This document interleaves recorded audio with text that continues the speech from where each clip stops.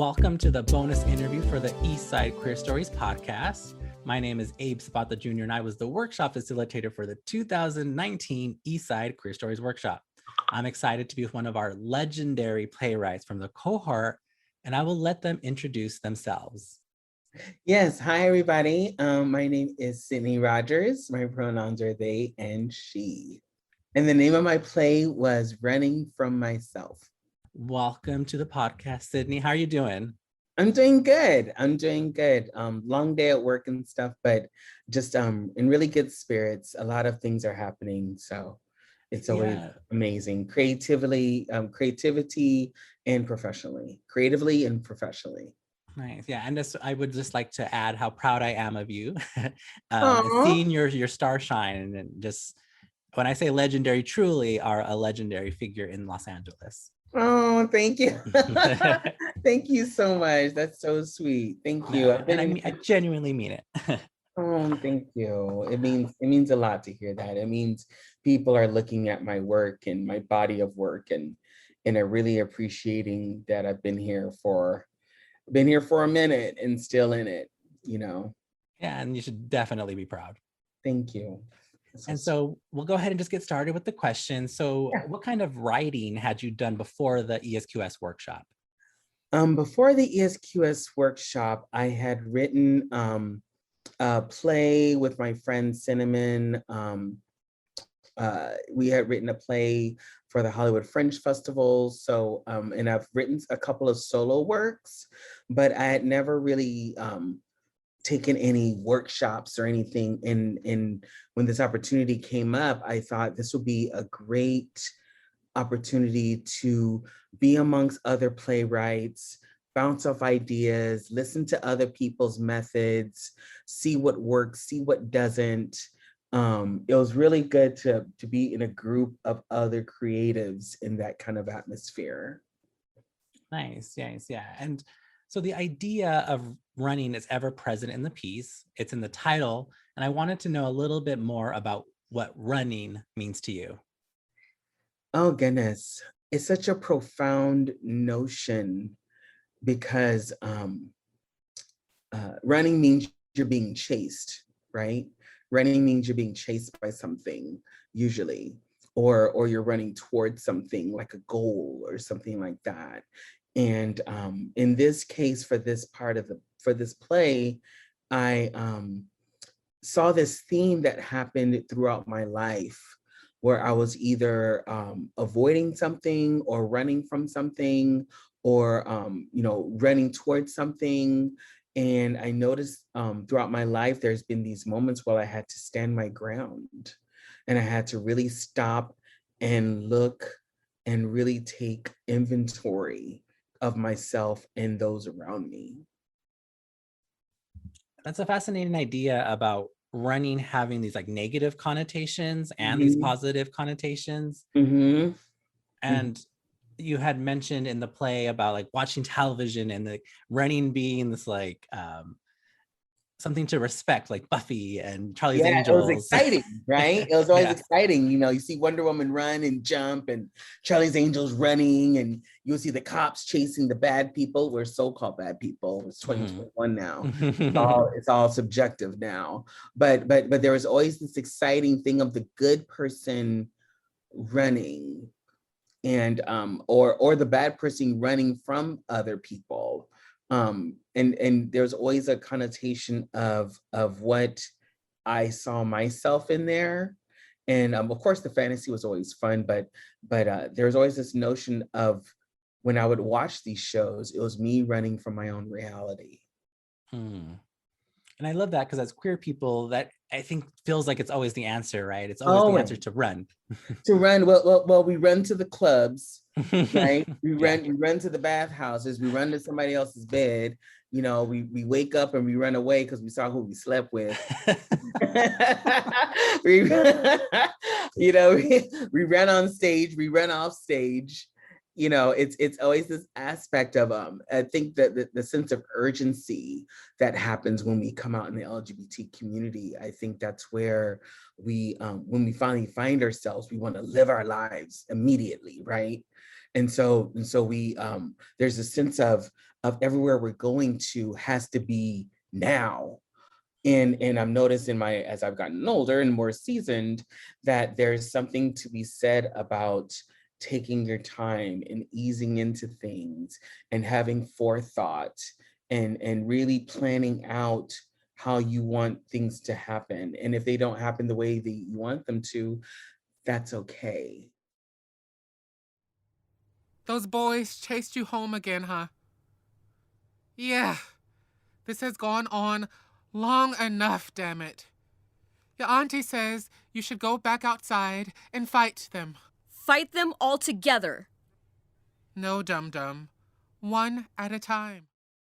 Nice. Yeah, I love that idea of grounding oneself Mm-hmm. and then having to deal with yourself. Mm-hmm. I think it's the most adulting thing that we can do is learning how to really ground ourselves. And I know in the LGBT community, we go through this like queer adolescence, where we dye our hair and we get our tongues pierced and we wear rainbow rings all the time and short shorts and mesh tank tops and go to prides all over the place. But then there comes a moment when you need to I won't use the word grow up because that sounds so patriarchal, but there's a moment when you settle into yourself. And I think that's where the grounding really takes its shape.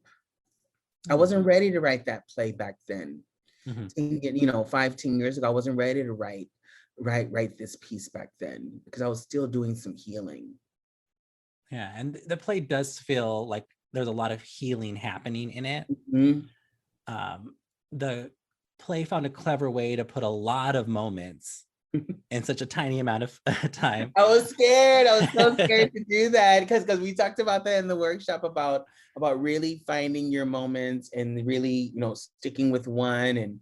But I held my ground because I remember in the edits I was like, can you kind of, and I was like, no, I want this in here because I needed this reflection in the piece and these certain moments that stood out was the theme that to me when I started writing these moments in the exercises, writing down these moments that really stood out in my life, I realized there's the running theme.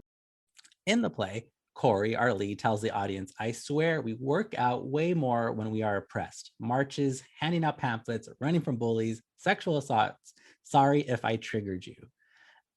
Hilarious. It's a great wink, nod. It's also this admission that this piece is dealing with some heavy stuff. Did you hesitate about what you were going to include in this work? I did. I totally hesitated about what to put in.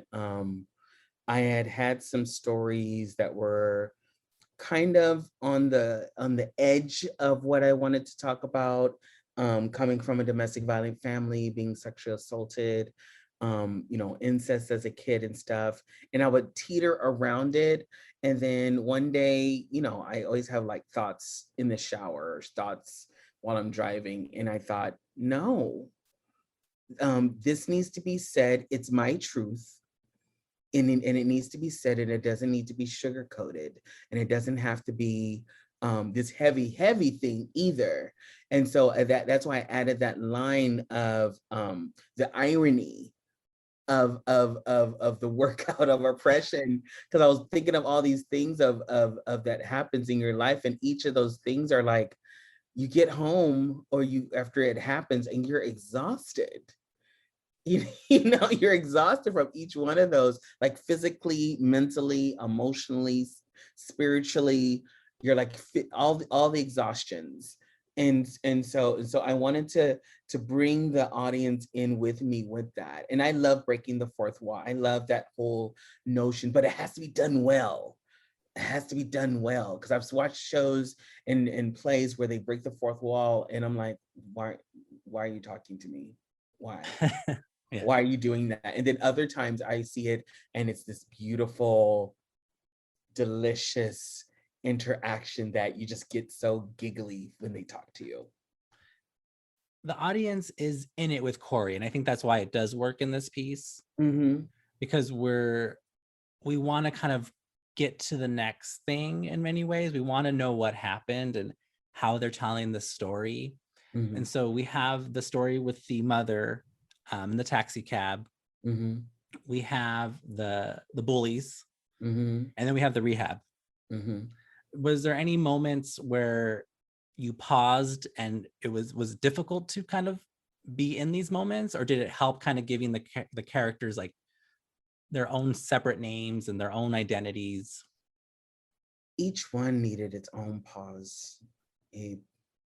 Each one needed its own recollection and process. Each one needed its own truth telling in it. And then I had to add that splash of humor in the bully one, those little quirkiness in it, because it couldn't be all heavy. I realized you can't speak your truth and have it just be total heavy all the time, because the audience gets uncomfortable, and then the audience starts looking at their phones and all that other stuff. You lose their attention. So you have to keep it. I noticed the way I've been engaged is when it's heavy and it's funny, and it's heavy and it's ironic, and it's heavy and you have all these juxtaposition of feelings. And that's where I notice most people get very educated. It starts discussions. It starts these moments of like, where have I had those moments in my life that have been ironic but total heavy at the same time? That's where I really, in each moment of those, I had to really stop and go, do I want to put this?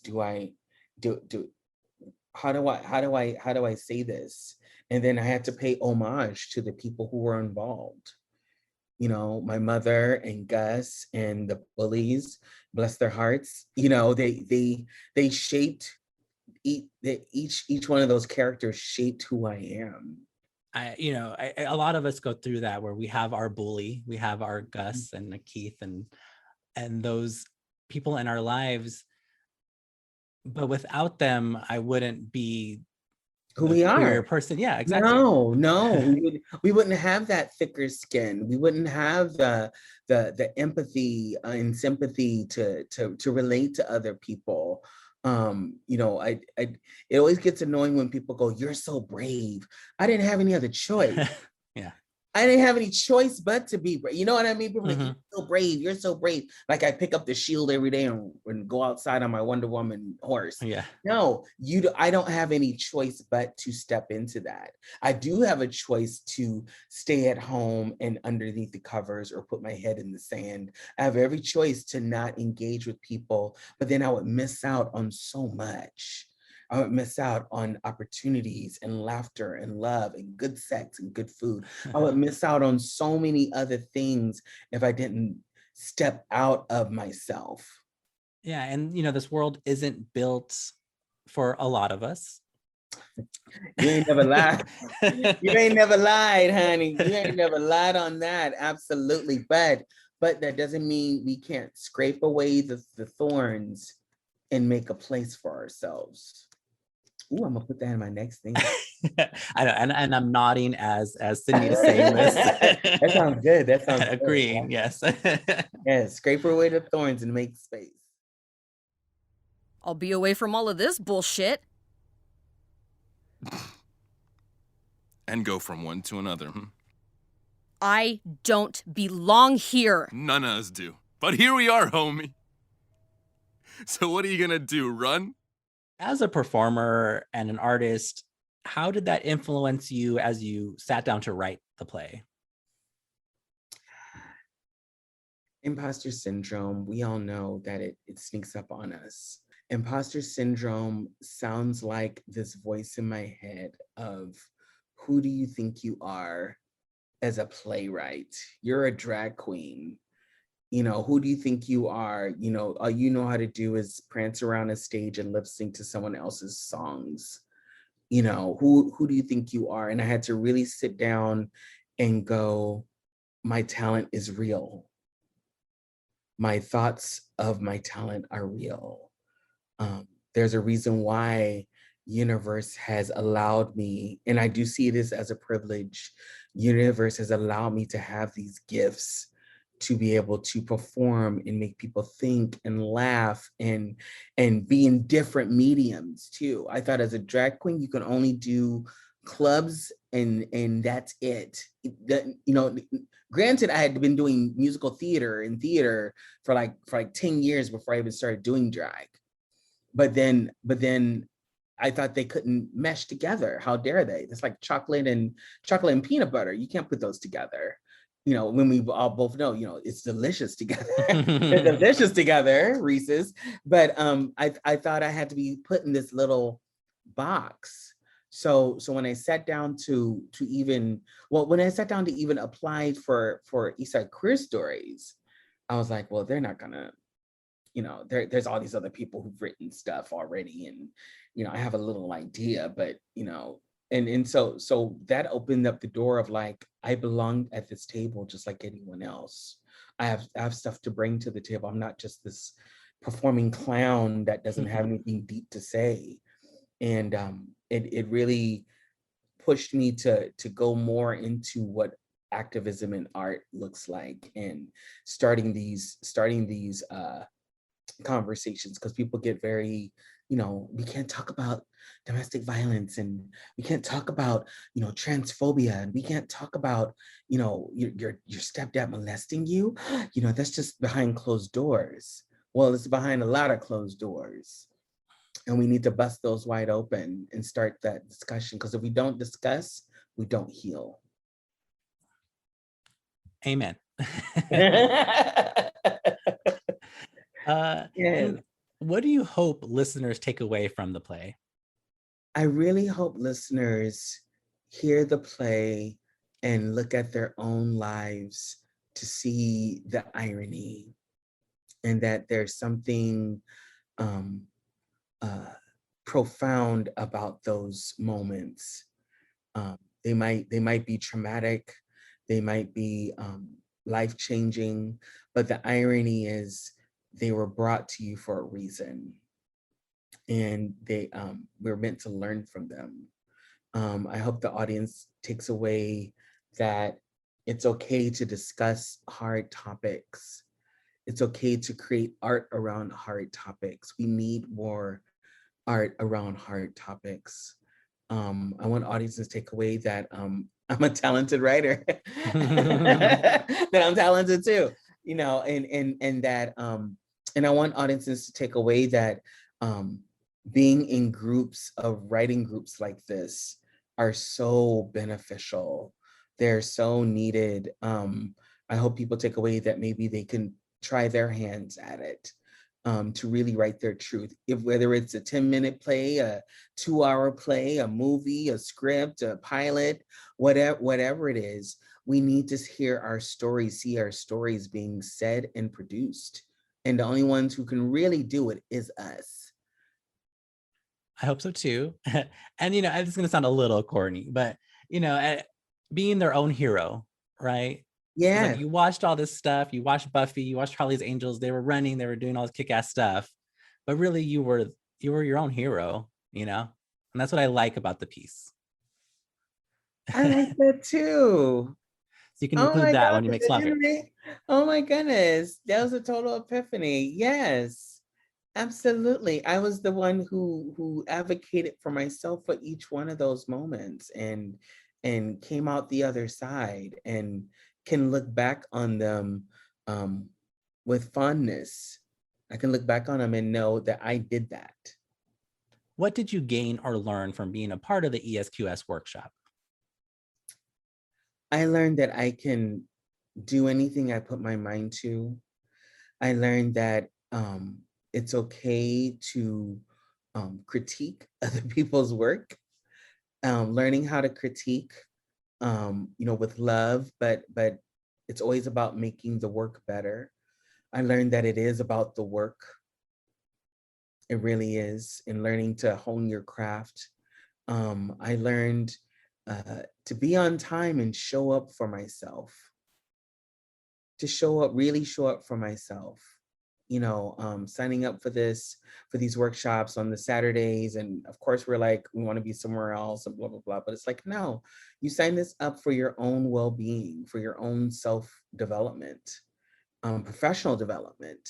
Go with it, run with it, use that time wisely.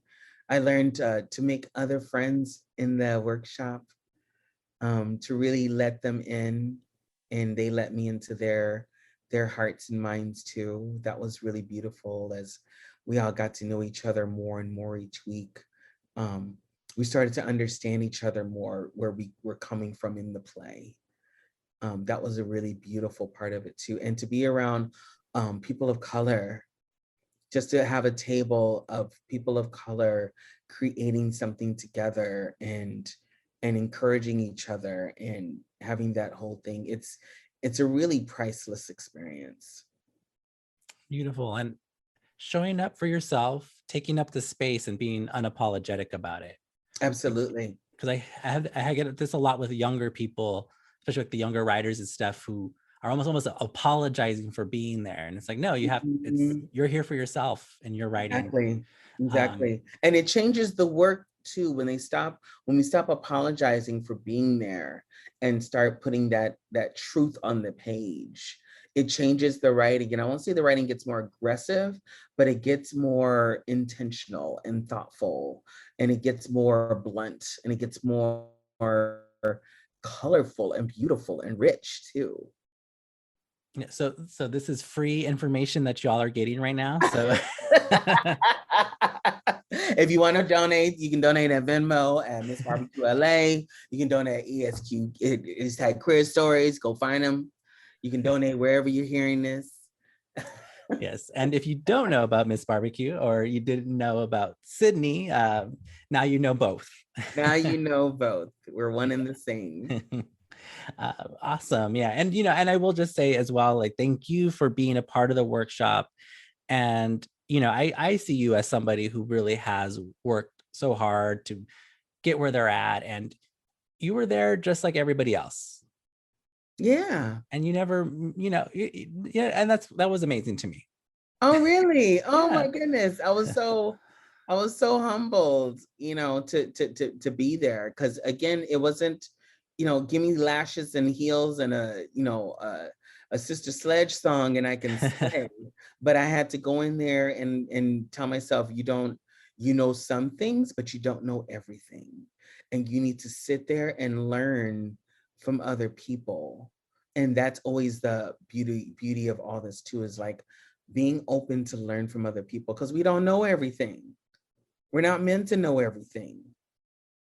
And thank you for that. That's so sweet. Yeah. Yeah, I totally agree. I learned something every single workshop, and I end up, understanding more about sexuality and gender and queerness and race. And, it's just funny that when people always say people of color, because we are, but there was Noah. Noah was the one white guy in the Oh, Noah was. That's right. Sorry, Noah. It's okay. We made you an honorary person of color. There you go. Yeah. Congratulations.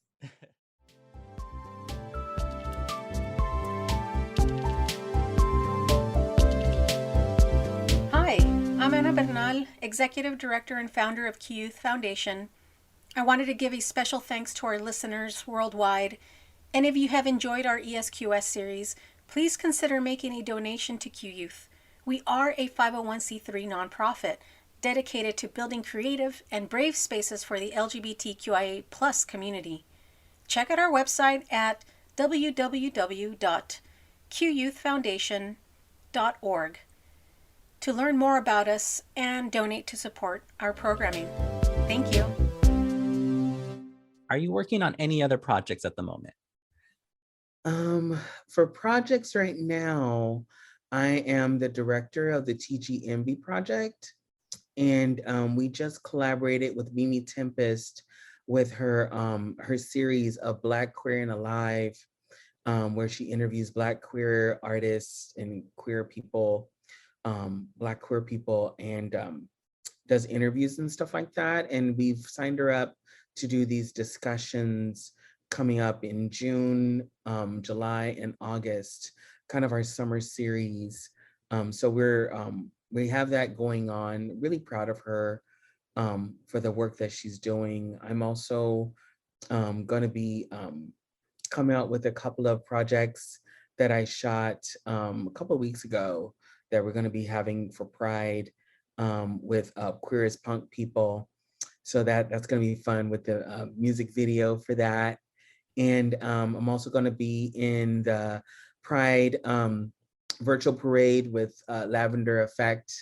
And I'm also doing some panels coming up too. I'll be posting on my Instagram of the panels that I'm doing with HRC and with a couple of other companies. But it's been amazing to still be able to create, and my work with Trans Can Work is just off the chain of allowing more space for trans and non-binary people in the workplace, job seekers, and for employers too, who want to make space for us, who want to clear away the thorns. Amazing. And for both, so for your personal and the other work that you're doing, where can people follow? You can follow me at Miss Barbie Q LA. It's MISS, Barbie like the doll, capital Q LA. And you can find me on Instagram and on Twitter with both of those. Amazing. So any final words for the listeners out there? Oh, thank you, Eastside Queer Stories, for this amazing opportunity. We've gone through such a metamorphosis in the change of taking it from a play to a radio and the casting and stuff. And it's been this beautiful process to let go of the work and just let the work speak for itself. And I thank you for all your encouragement, Abe. And I thank Eastside Queer Stories and Q Foundation. Thank you. And thank you all for joining us for Eastside Queer Stories. And make sure to follow Sydney at Miss Barbie Q LA on Instagram and Twitter. And make sure to subscribe and share on all social media platforms. What was that, Venmo, one more time? Oh, it's Miss Barbie Q LA too. And there you go. All right. Bye, everybody. Bye, everybody. Thank you. Thank you.